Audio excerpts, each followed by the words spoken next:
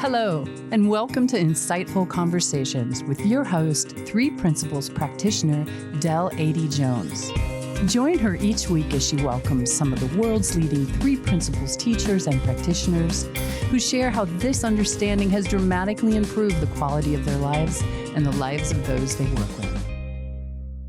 I'm so thrilled to have Gabriela Maldonado with us today. Gabriela has dedicated her entire professional life to helping her clients discover the well-being and natural genius that resides at the center of all human beings.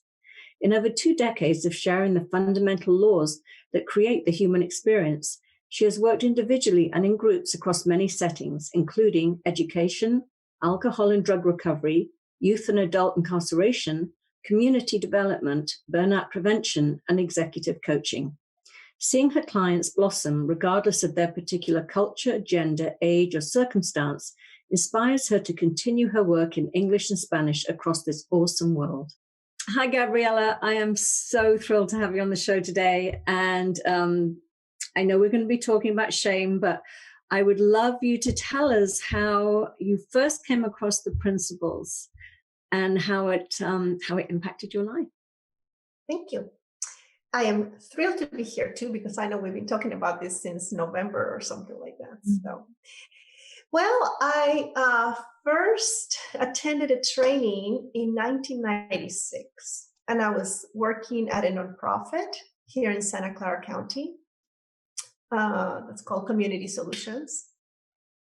And the nonprofit was receiving funds from the Department of Alcohol and Drug Services.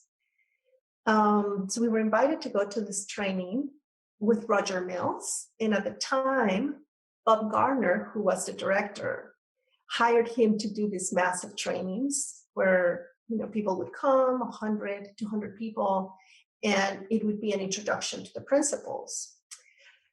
At the time, I think those trainings ran for a year or so. So just during that period of time, there were probably like 2,000 people introduced to the principles. We've got coronavirus on the brain. Yes, sorry about the language. No, I know exactly what you meant. So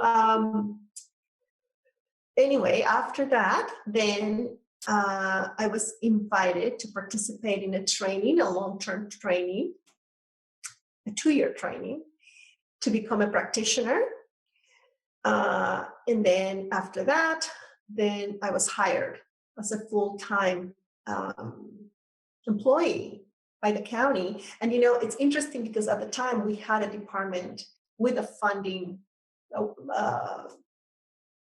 budget, and our mission was to just share this with as many people as possible in the county. So we were in schools, and we were in jails, we were in juvenile centers, we were on the streets, we were, working with teachers, nurses, social workers, executive teams. And so it was me, there was Linda Ramis, Sister Margarita Tran, the director of that particular, it wasn't the director, but the manager of that particular division, her name was Faye Sanford. And we had at one point 18 consultants. So there were years when we were teaching 45 classes a week in different languages. And it's really remarkable because at the time, obviously, the internet was just not something that we used to teach. We were not on Zoom or anything like that. Webinars were not happening. So I think it was just an amazing time where there was this a concentrated effort to share the principles with as many people as we could. So I was very blessed and very excited and grateful to be part of that period of time, and now here I am.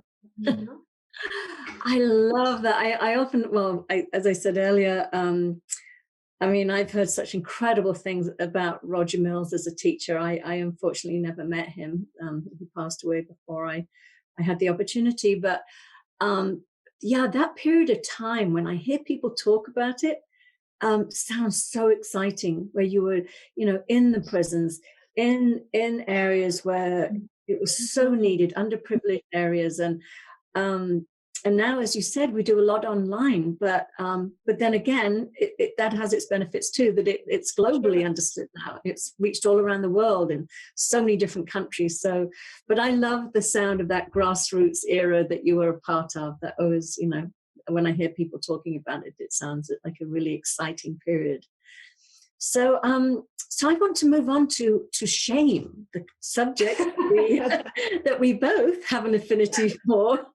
And when you said shame, I was like, whoa, that's, I've done a few talks on shame myself, actually. But I would love to hear your story and where shame first showed up in your life that you were aware of it.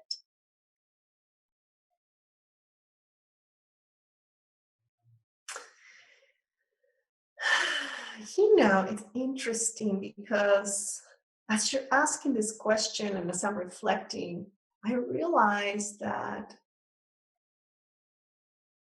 it's not a central thing in my life, but it's been sprinkled through my life. And I came actually to the States when I was 15. My father had been murdered and my mom started drinking. And I knew when I came, Dale, that I had to do that. There was I wasn't ashamed of that. I wasn't feeling guilty because I knew that that's what I had to do to survive. I think it started settling in, or I started getting sprinkles of shame when I was doing better, when I was going to school. I worked very hard. I had 3 jobs to put me through college. The moment that I got here, I started working. But the moment that I started doing better, the moment that life became a little easier, that's, I think, when the first sprinkles of guilt and shame and just, started showing up. In another relationship, one of my prior romantic relationships, not that I have many, but I have a few in the past. I knew in that relationship that I had to leave. I knew it. But I think guilt and shame kept me there because there was really nothing really bad about it, and I just had it in my mind that for you to leave a relationship, something really, really bad had to be happening. Yeah. So when I left the relationship, I did not really know what was keeping me there. And it was actually years after that I realized I just did not want to be a bad person. And I feel ashamed of just wanting to leave. So it's interesting because this particular topic for me, it's linked to when I'm doing better and I know there are other people that are not doing as well. And so it's almost like, well, you should be doing something, right? And most recently, as I'm turning 50 next week, I started noticing the reaction that people have about turning 50 or whatever age you are, turning 30 or turning 40 or whatever, And I had a little kid ask me, "How old are you?" And the parents were like, "No, don't ask her. You never ask a lady," all this stuff. And I thought how funny it was that we would be ashamed of our age. And so it sort of became this, I don't know, this alive flame in me of, I want to be shameless. I want to be shameless of who I am. I want to be shameless of the fact that I'm 50. I want to feel free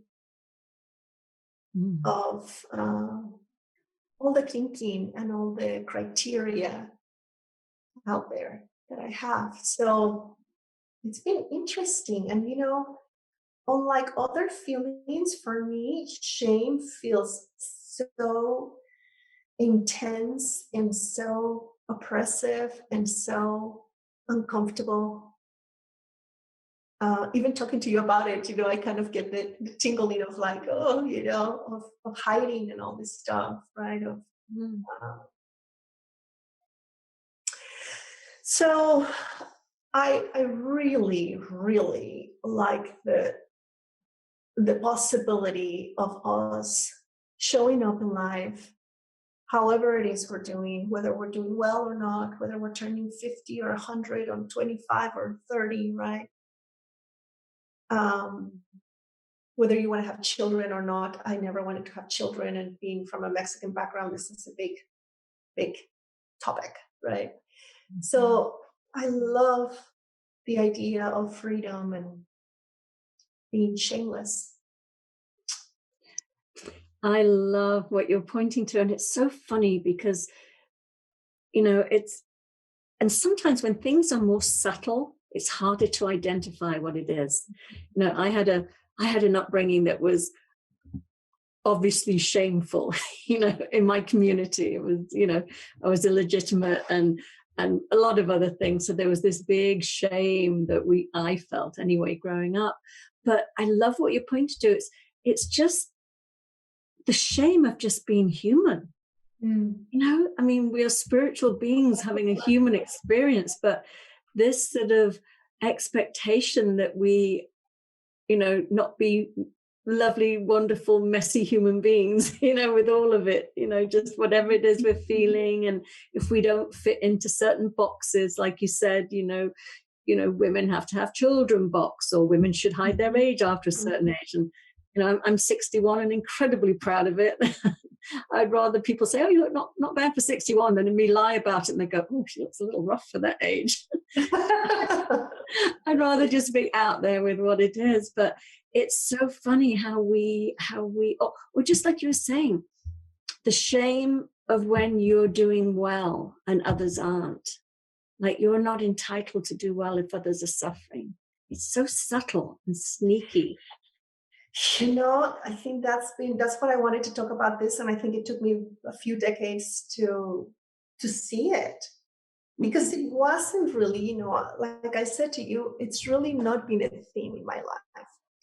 Most of my life I feel free and I feel, just very like joyful and stuff. And so with this, as you're pointing out, it was a little bit more difficult, and I couldn't understand it, because it was insidious, really, and it was below my functioning.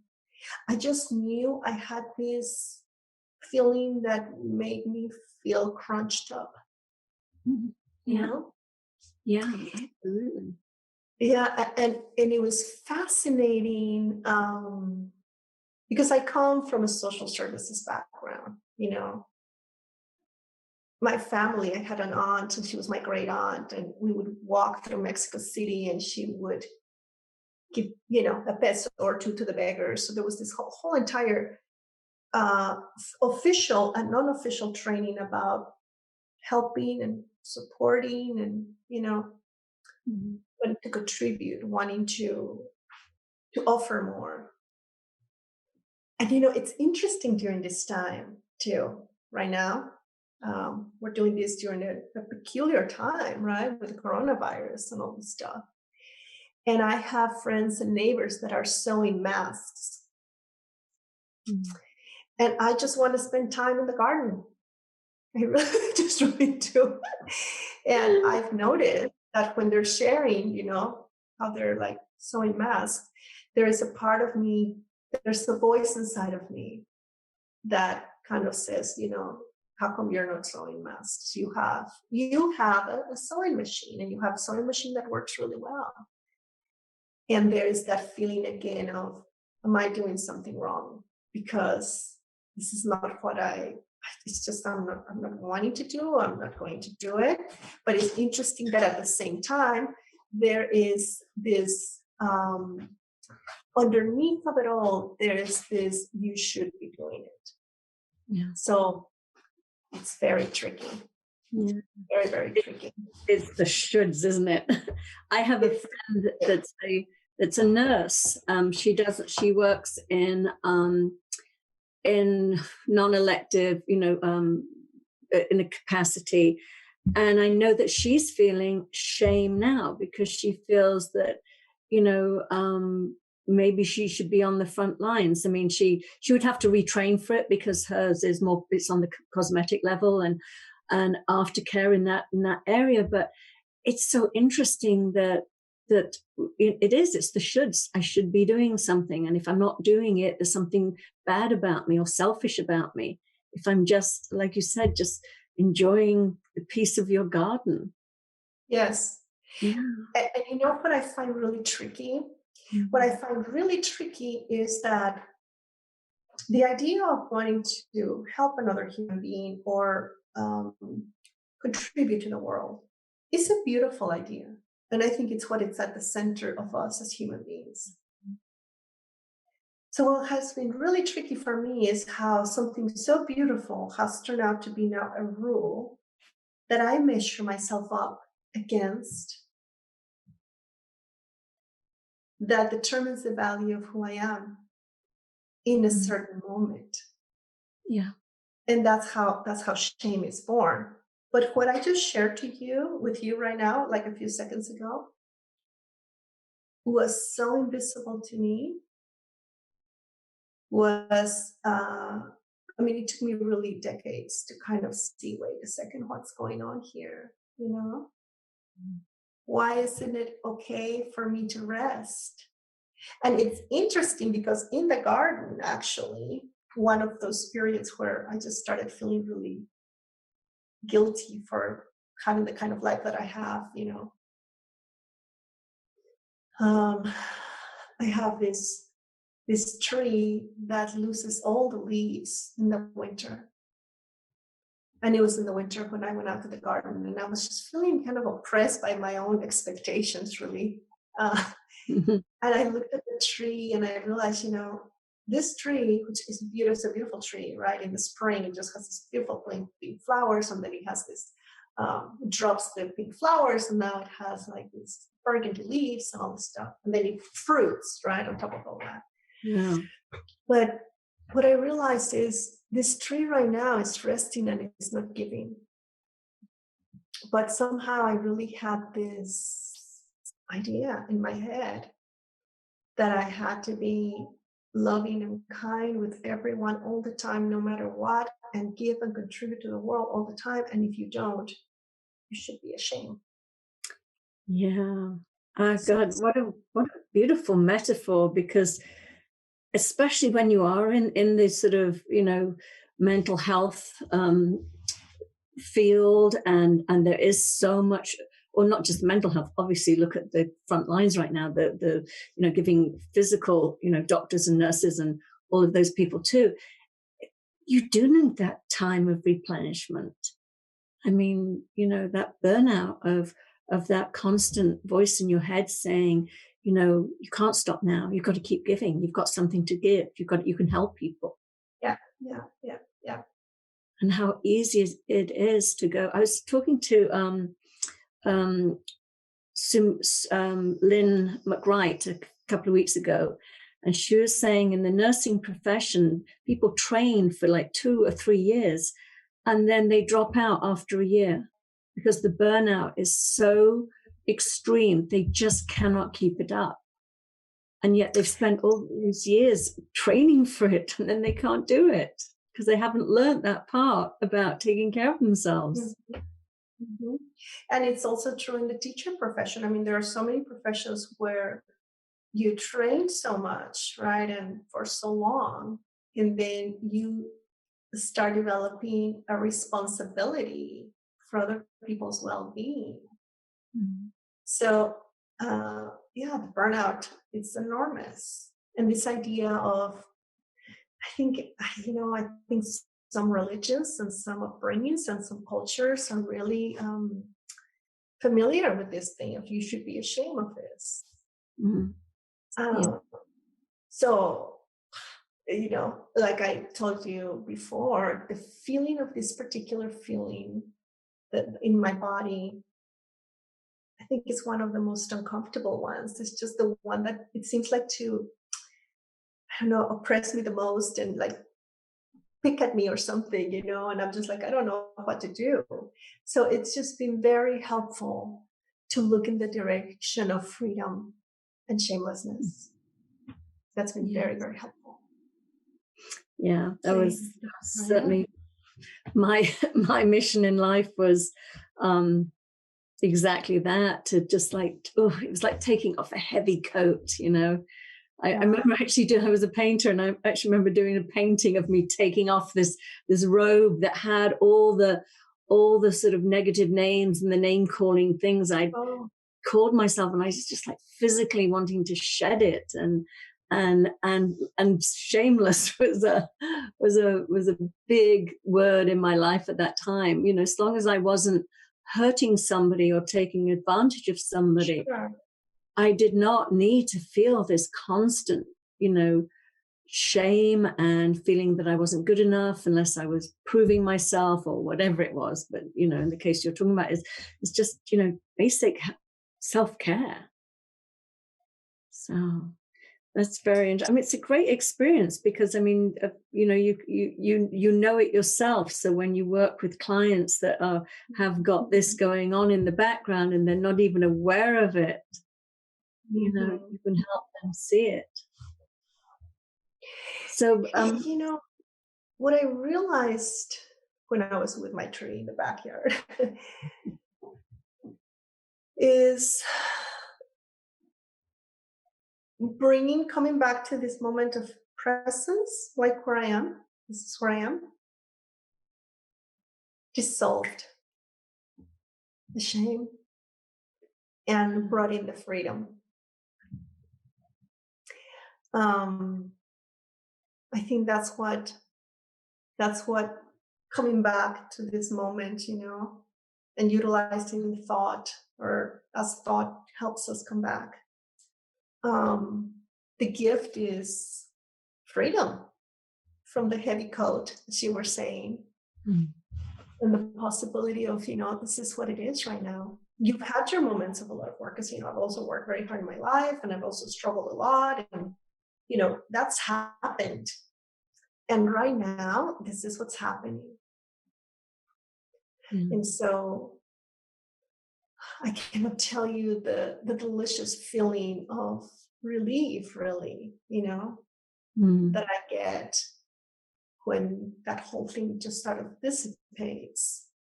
And I come back to, well, this is what's happening right now. I'm just watering strawberries. This is the only thing that's happening right now. So, as you're describing that, I can't help but think, what is the greatest contribution to society, to the planet, to our consciousness, to everything? Somebody that's sort of living in their head full of shoulds and oughts, and is feeling guilty and shameful and burnt out and all those things, or somebody that's living in the present moment, loving life, soaking it all in, and is free. Now, if I look at those two choices and I'm thinking, well, it's got to be the one over here. That is the greatest contribution to life. Right. But somehow we've taken it on that the belief is that, no, it's over here, pushing, stressing, striving is the right way to go. And it's an illusion. Yeah.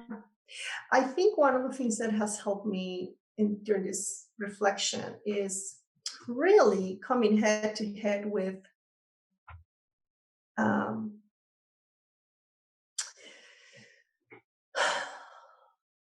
remembering really the energy and wisdom of life, right? Because I have been in situations have been super tricky and difficult, and even then I felt strong and I felt capable and I felt resilient. And when I was looking at my tree, I was like, there is a rhythm to life. There just is. Mm-hmm. And although you want to contribute, and I think it's a beautiful idea, it's very nice to remember that there is something greater at work, really, right?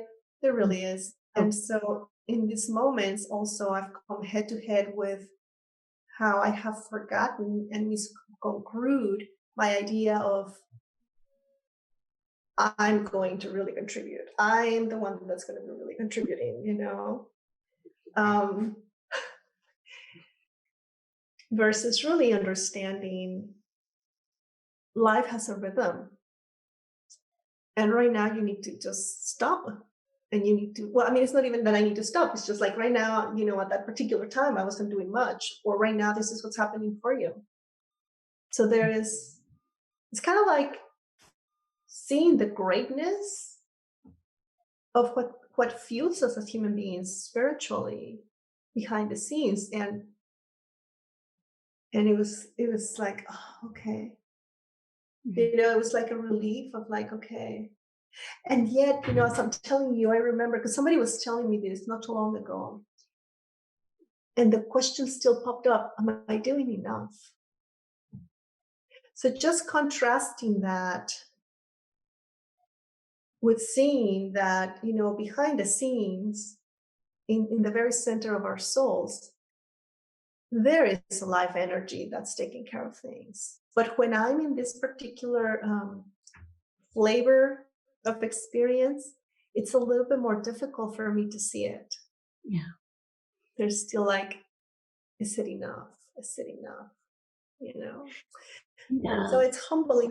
It is. And when you're sharing this, what's coming forward to me is it's, what do they call it sometimes, this sort of Messiah complex that we sometimes think that, it's all down to us. And we forget. No, there's a bigger force that's living through us and everybody else too. And it's taking care of things.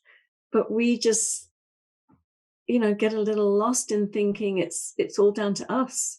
And we're the ones that are in control and we're the ones that are in charge. If we're not taking care of things, then we're slacking off and we're not showing up. And it's so subtle to remember, no, it's okay. There is, like you say, there is a rhythm to life. There is an order. And everybody has that innate wisdom and guidance within them. And they'll be okay. Yep. And I have been, during the periods of time where I have been in difficult circumstances, I have had such a great sense of, I'm going to move through this. I am fine even in this, right?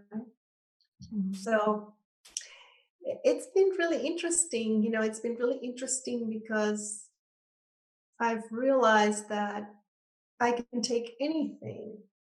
Like, for example, wanting to contribute and wanting to be loving and wanting to be kind, which really most of the time I feel, and it just really comes up from a very genuine place. And then taking that and then making it a rule, right? Something as beautiful as that. And now I'm feeling like crap. Oh, I love that. That's why when we get in the way, something beautiful is happening and then we think we've got it and then we just make it into something.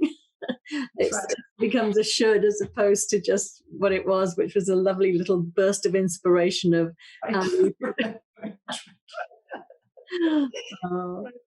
well, I love the metaphor of your tree, and it's exactly, it's living just as we are living, breathing, and it goes through its cycles, and it goes through the cycle of giving, whether it's giving of beauty or of fruit, and then there's the periods of sort of laying dormant and replenishing. So I really love it. Yeah. And the other thing is that right now, but in other times, you hear of people that are, they sell their company and then they go to India and then they set up shop with this school and they're raising these kids, right? And this beautiful ideas. beautiful ideas. And then innocently comparing that. Well, I'm not selling anything, and I'm not going to India or Mexico, or the Appalachian, right? And then also going back to the garden, I have the opportunity to notice some of the bushes that I have, some of the flowers that I have are continuously producing flowers. I mean, they're just like, I don't care. I'm just going to produce flowers. It doesn't matter if it's winter, spring, raining, snowing, I'm going to produce flowers. And then there are some that they produce flowers once a year. Okay. And then I have an orchid that it takes like every other year, maybe, to produce one little flower, right? Mm-hmm. And I think understanding that also for me has been helpful to kind of loosen up this shame about not doing enough. Yeah. Right. Like I'm doing what I'm doing. I want to move to action fueled by inspiration, because that seems to, I enjoy it more. Just seems to be more effortless. I just really want to pay attention to that compared to moving to action because I have to. Mm-hmm. Right. And it's just a very different experience. I really want to pay more attention and move to action from inspiration. And I think for me to be able to do that, I need to experience freedom in my heart to see what else shows up. Mm-hmm. So the ramifications. Yeah, go ahead. Sorry. No, I was just saying that's so beautiful. And what I also love is that, each flower is different. It's like there are some, and they represent like people. There are some people that appear to be more productive, as in producing more flowers, and it's not having a strain on them. And there's other people that, on the outside may not look like they're producing so much, but that's their cycle. That's what the rhythm that's meant for them. So I love what you're saying. It's not following an overall rule of everybody should be doing this amount of work in this way. It's about tapping into who are you? What flower are you? How often are you, authentically blooming? And flowers that are dormant are beautiful too. And it really is. It's like, I think so many people are living in their heads of the shoulds and ought tos and have I done and whatever it is. And there's that burnout and that resentment. Resentment, somebody said to me once, resentment is when you give more than you can afford to give. Mm-hmm. Gosh, how many people find themselves in that position because they don't stop and check, have I replenished? Can I afford to give this? What's the cost of this? Don't mean monetarily, of course, I meant psychologically, spiritually, and emotionally. And to really just be true to yourself. Just find that freedom, as you say, freedom from thinking, and check in with what feels right for you, what inspires you, what wants to come forth from mind, not from the small personal mind. Right. Excuse me. This is yet another thing that I continue to learn, because, there are best practices for what you should be doing if you have this kind of business, right? Or, you should be writing, and then you should be doing these lives, and then you should be doing all that stuff. And when you are moved to action from the shoulds, or because this is what, some people do to do their business, and they do it beautifully because they're inspired to do this. Mm-hmm. When you're not inspired to do it and you're just doing it, the whole experience is terrible. Exactly. And burnout happens and you're like, okay, I'm done, right? So a long time ago, I was with Elsie Spittle, and went to a retreat up there in Salt Springs. And she said at one point, if you feel full, leave. If you feel full now, you can go. And, I look around, nobody's leaving. And there's a part of me that is like, you're done. And she goes, really, you can leave. And I was like, I'm leaving. And nobody else left. I was so relieved that I was able to listen in that moment, Yeah. and to say, for me, it's enough. And now I want to go and I want to be at the beach. I want to be with my husband and I want to be having a scone and I want to be, enjoying. So there is something for me about just really listening and remembering that more and more and more, I